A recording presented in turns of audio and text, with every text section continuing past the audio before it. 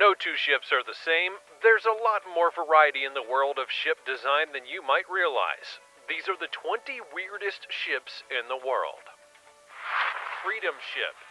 Yep. Is this the ship that will change travel forever? This is the so-called Freedom Ship, mega ship, designed so absurdly large that it seems completely impractical at best, downright dangerous at worst.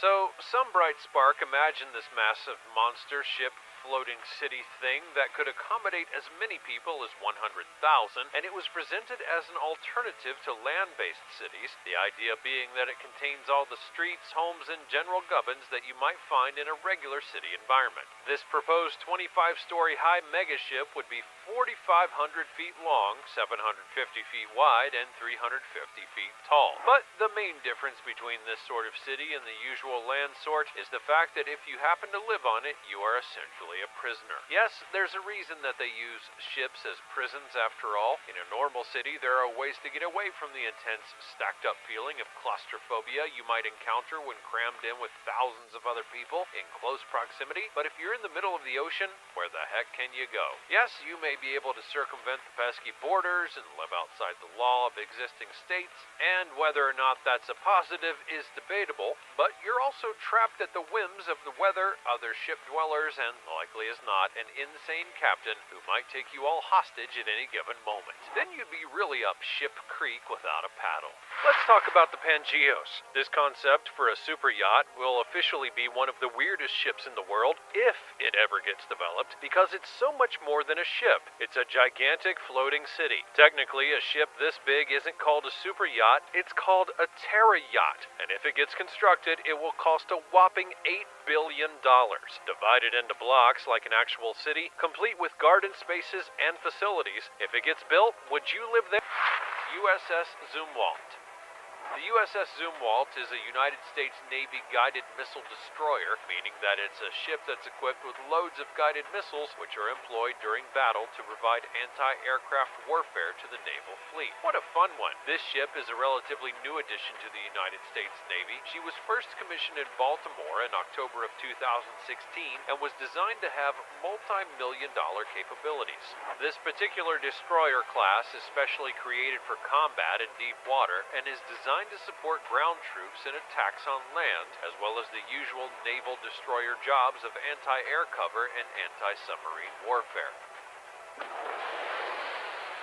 This angular, boxy shape is more like a spaceship than a sea-faring one. It's been tested for the ultimate port conditions at sea, and the vessel's wave-piercing bow is inverted, and the shape of the ship has been sculpted to reduce the radar cross-section. All in all, this is a ship that's a modern warship that's been designed and tested to withstand contemporary battle conditions and to provide backup in all arenas of war.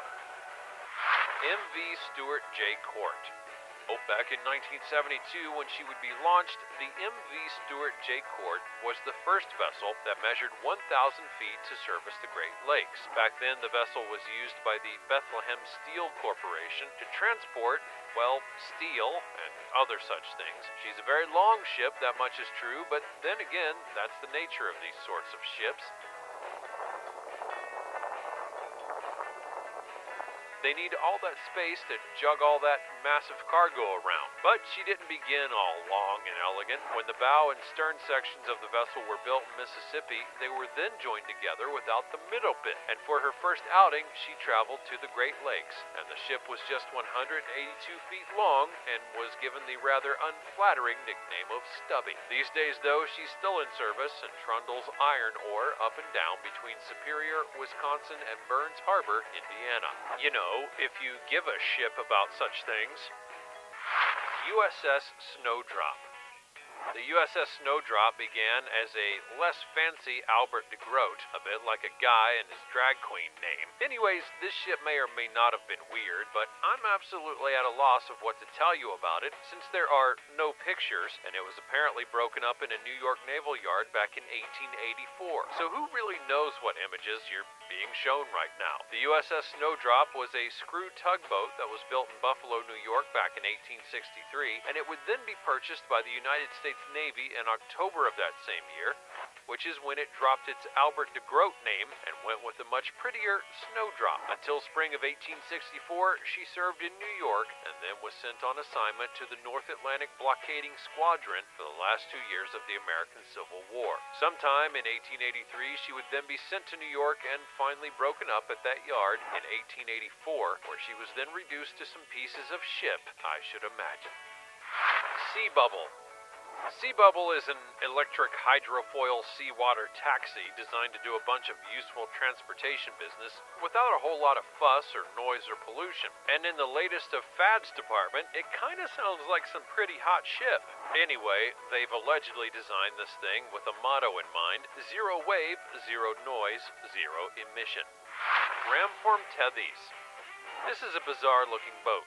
From the front, it looks to all intents and purposes like a regular ship, you know, all pointy and purposeful and stuff, but from the back, it's a much different story altogether. Yes, the Ramform Tethys, as well as having a funny name, has no backside. She appears to have been in a terrible rear-end removing incident where she's been drastically foreshortened, but apparently this is on purpose. This is a research or survey vessel, and her shape and size are designed to provide a large and extremely stable platform from which to conduct seafaring testing and experiments. The ship was built in 2016 and flies under the flag of the Bahamas, operating out of Nassau. She is a seismic ship which is used for surveying the ocean to establish the best locations for oil drilling in the middle of the sea. Pioneering Spirit. This ship is the very largest construction vessel in the whole entire world, meaning that she's used in the oil and gas industries to install and remove platforms in the sea. Wow, we're really pulling out all of the most thrilling ships we can think of today. You lucky, lucky so-and-sos. The Pioneering Spirit is a monster machine, not only a ship, but also a vehicle designated to maneuver and assist in the construction of massive heavy equipment. This ship is capable of lifting such extraordinary weights that it's known to have been used for the installation of record weight pipelines. Those pipes can weigh as much as 20,000 tons, and it's even capable of lifting an entire platform piece that weighs as much as 48,000 tons itself. And so it's something that's really much more than a regular ship, would look pretty different than it's given. The vessel behaves like a ship when at sea and has a much better wave response than many other crane vessels. It features greater stability in adverse weather conditions and is able to make heavy lifts even in hostile seas and at any water depth. You could say that it can really handle its ship. Motor Yacht A.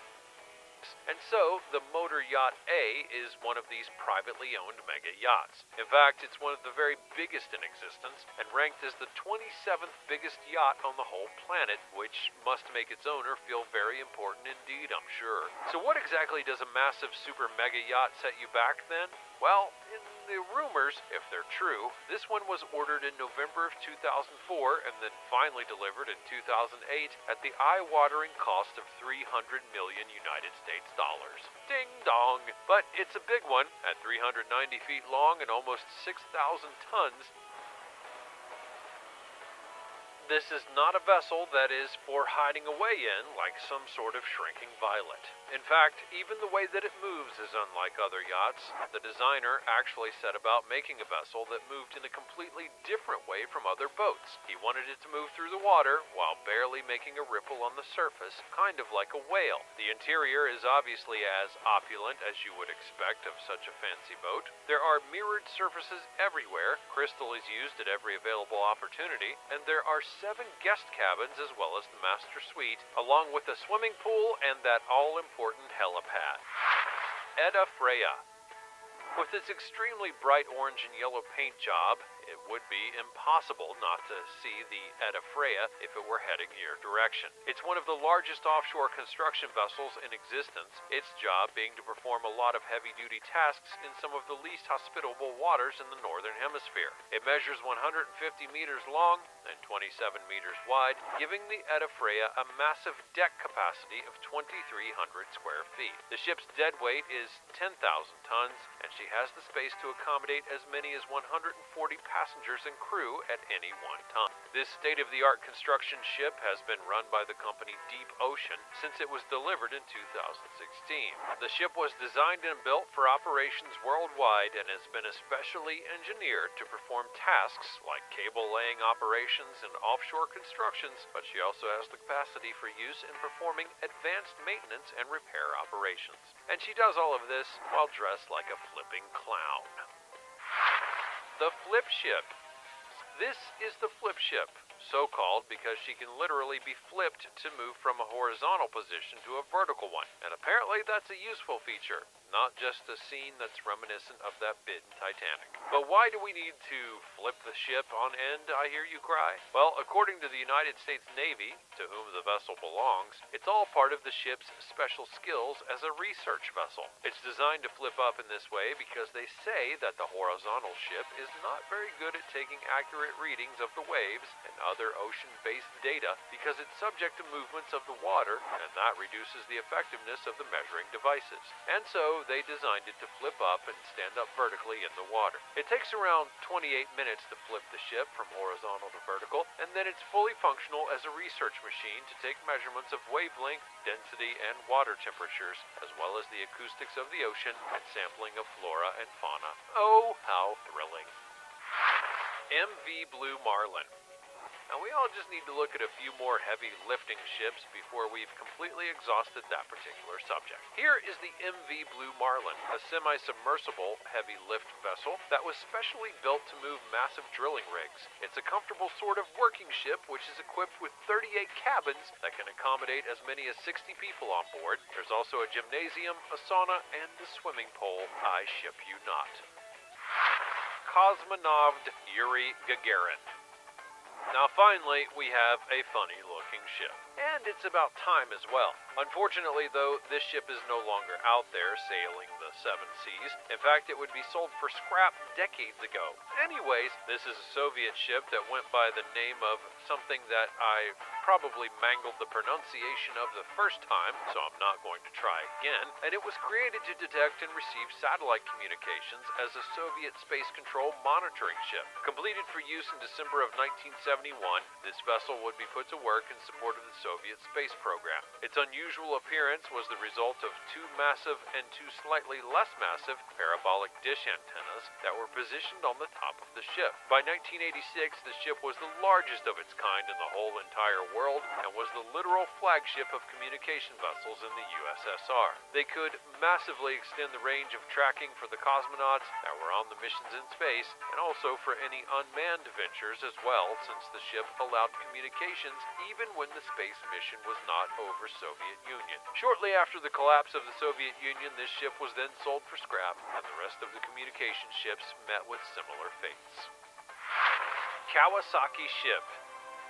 This is an indisputably weird-looking ship, a spooky-looking vessel with a bunch of big balls on board. Except these are not balls, but rather they're tanks for storing and transporting hydrogen. What a fun one we're having here today. This is a Japanese creation which would be designed and built by Kawasaki Heavy Industries as a cargo containment system. The ship apparently offers the world's biggest capacity as a liquefied hydrogen carrier. Each tank has storage space of up to 40,000 cubic meters. But for why, you may be asking? Well, apparently, the transportation of massive amounts of hydrogen in liquid form is not only a tricky thing to do, but it's also kind of dangerous. These clever nerds at Kawasaki Company have developed a system in which the stuff is kept stable and safe for transportation, as they believe that it's going to become an increasingly utilized resource as we develop more clean energy needs into the future. Hydrogen energy is something that they reckon will help the process towards decarbonization. CLV Nexans Aurora.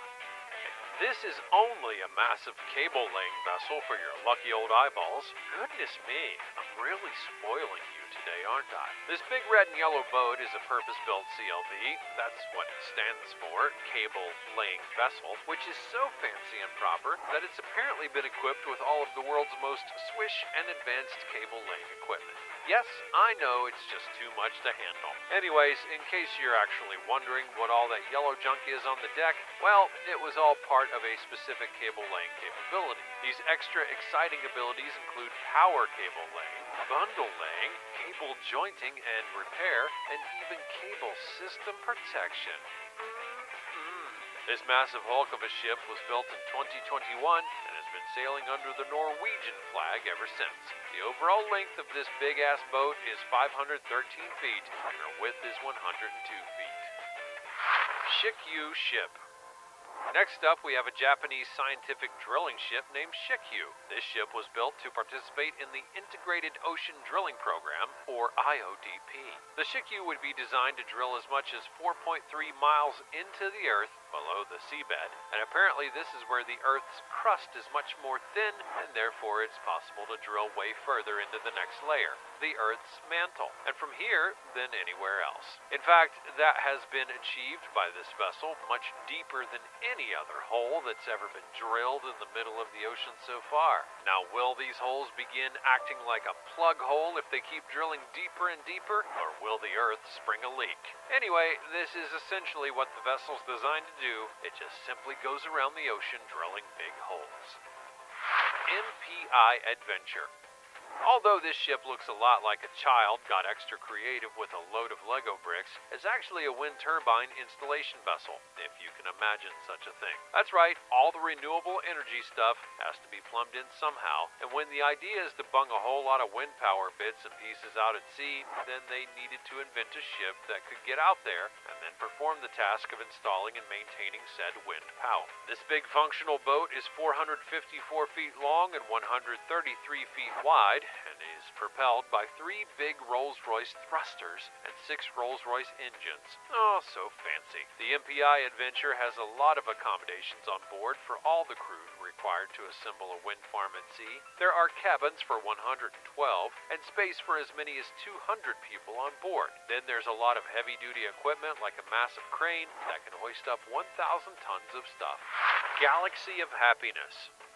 This is a super swankster luxury motor yacht measuring 175 feet long and can accommodate up to 6 guests in 3 super fancy schmancy suites. The boat was delivered to its owner in 2016 and had been given a fully swished out interior by the Latvian design house Latitude Yachts. They like to give stuff a luxury look, apparently. The vessel itself has some credentials that may or may not mean something to you if you happen to like that sort of thing. The yacht was built with a composite hull and superstructure and teak decks. It's powered by twin diesel engines and can cruise most comfortably at 24 knots, a maximum speed of 30 knots, and she has a range of 2,300 nautical miles on a full tank or tanks of fuel. She has freshwater tanks which can hold around 5,000 liters of water, you know, in case you're especially thirsty, one would assume.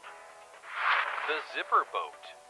So here is a boat that is exactly what its name would suggest. The boat is indeed shaped like a zipper. The effect of this is obvious now, isn't it? As it speeds through the water, its wake looks like an unzipped zipper, which is kind of cool. Is it the ultimate novelty transport? And what exactly would be the point of such a thing? Well, it turns out that art might be the point of it. In 2020, the zipper fastener-shaped boat made an appearance in an art installation at Design Art Tokyo. It was the centerpiece of an installation that was titled Opening the River. Yeah, you see what they did there, right? This included a video presentation of the boat doing its thing and zipping up and down the river. It traveled daily between a bunch of places in Tokyo Bay, Japan, and gave plenty of people an interesting view during a year that was otherwise fraught with stress and heavy with boredom. So that was nice, I should imagine. The boat was created by a Japanese designer as an art piece, and so that boat that resides underneath the shell of this zipper is irrelevant. The artist got the idea while on an aeroplane looking out of the window and noticed that a boat parts the water in a way that's reminiscent of a zipper opening up a piece of clothing. So naturally, as an artist, he decided to turn this into a real-life object. Back in 2010, he debuted the small prototype of the zipper boat, and then modifications would be made. He went back to the drawing board and came up with this much bigger version. It measures 30 feet long and is split into 2 parts. The one half is where all the actual boating stuff happens, and the other is just to accommodate all that zipper business. Well, it is unique if nothing else. The Roller Boat. This is the roller boat. It sounds fun, and I am intrigued. It's invented by a Canadian lawyer.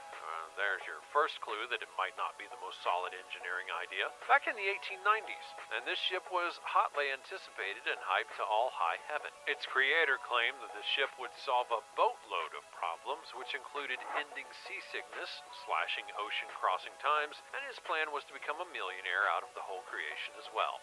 Not a lot then. Anyways, you could probably see where this one was headed. Yes, that's right, it totally tanked. A large crowd would gather on the waterfront of Toronto's docks to witness the launch of a very unusual looking ship. The hype had been so enormous, and plenty of people were interested to see it happen. When it was finally brought out of the shelter, it looked more like a massive tank or a boiler than any kind of seafaring vessel. It landed on the water safely and appeared to float well. First hurdle completed. The next goal was then to make the boat move. This would prove to be trickier of a thing to do. It would take a couple days for the boat to finally paddle out of the harbor and into the water. It had no steering, so the man at the helm just had to let the machine be carried where the water took it. Still, though, it was deemed a success at that point. Testing and whatnot rumbled on and on for years, and each time they seemed to get no further and apparently could not achieve speeds greater than 7 miles per hour. Oh, and even then, the rolling of the water was enough to bring the vessel to a complete standstill.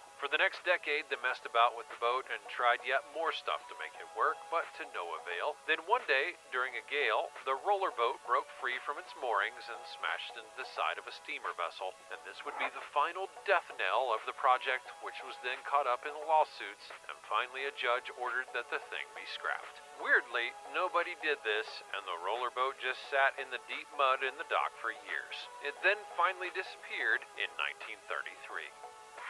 Siam Diamond.